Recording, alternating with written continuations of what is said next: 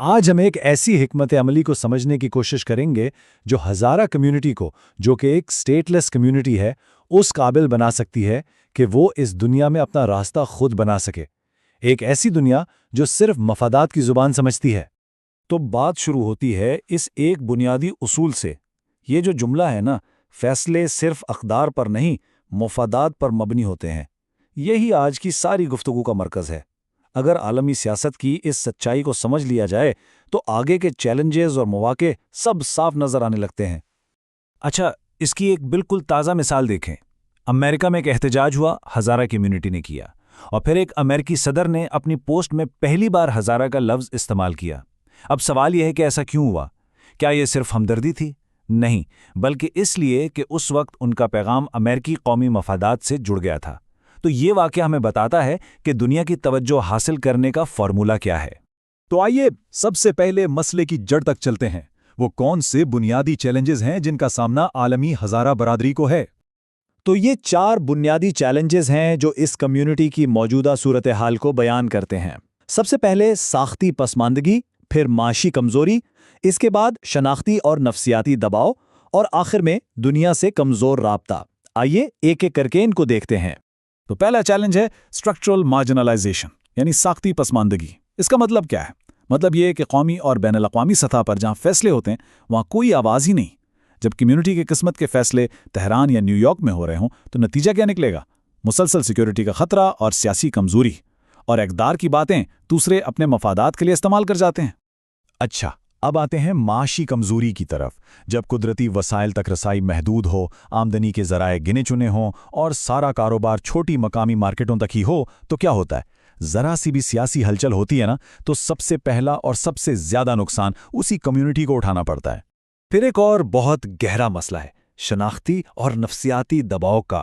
دیکھیں، تاریخ میں جو اجتماعی صدمے ملے ہیں ان سے ایک مظلومیت کی داستان یا وکٹم نیریٹو بن گیا ہے۔ اب یہ بیانیہ پوری دنیا میں ان کی پہچان بن چکا ہے۔ انسانی حقوق کی تنظیمیں اس پر بات تو کرتی ہیں، لیکن یہ چیز سیاسی طاقت میں نہیں بدلتی۔ الٹا یہ بیانیہ اجتماعی خود اعتمادی کو ختم کر دیتا ہے۔ اور چوتھا چیلنج، دنیا سے کٹا ہونا۔ جب بڑی بڑی بین الاقوامی یونیورسٹیوں، NGOs اور سیاسی اداروں میں نمائندگی ہی نہ ہو تو اپنی بات کون پہنچائے گا؟ جب ایک منظم سافٹ پاور ہی موجود نہ ہو جو دنیا کو اپنی کامیابیاں اور اپنی صلاحیتیں دکھا سکے، تو پھر کوئی اپنی کہانی خود نہیں لکھتا بلکہ دوسروں کی کہانی کا ایک کردار بن کر رہ جاتا ہے۔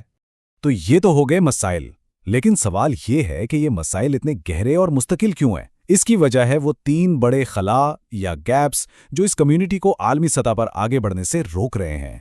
پہلا ہے ویزیبلٹی گیپ، یعنی نظر نہ آنے کا خلا۔ یوں سمجھیں کہ جب لیڈروں کو عالمی مذاکرات میں بات کرنے کے لیے ٹرانسلیٹر کی ضرورت پڑے اور کہانی صلاحیت کے بجائے صرف مصیبتوں کی ہو تو دنیا آپ کو ایک برابر کا اسٹریٹجک پارٹنر نہیں سمجھتی، آپ نظر ہی نہیں آتے۔ دوسرا ہے ریزیلینس گیپ، یعنی معاشی لچک کا خلا۔ اس کی مثال بہت زبردست ہے۔ سوچئے کہ ایک شخص نے 30 سال ایک ہنر میں لگائے، لیکن جب وہ ہجرت کرتا ہے تو اس کی وہ مہارت کسی کام کی نہیں رہتی، اسے سب کچھ صفر سے شروع کرنا پڑتا ہے۔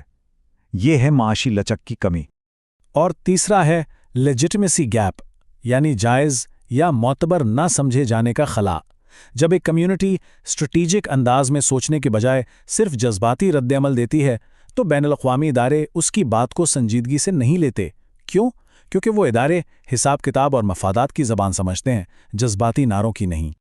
تو ہم نے مسئلے کو سمجھا اور اس کی وجوہات یعنی ان گیپس کو بھی دیکھا۔ اب آتے ہیں حل کی طرف۔ وہ کون سا نیا راستہ ہے جو ان چیلنجز سے نکال سکتا ہے؟ لیکن سوال بہت بڑا ہے۔ ایک ایسی قوم جس کے پاس اپنی ریاست نہیں، وہ اتنے گہرے خلا کو آخر پر کرے تو کرے کیسے؟ جواب کمیونٹی کے سب سے بڑے اثاثے میں چھپا ہے، اور وہ اثاثہ ہے اس کے لوگ۔ اور حکمت عملی ہے گلوبل سٹیزنشپ ایجوکیشن، یعنی GCE۔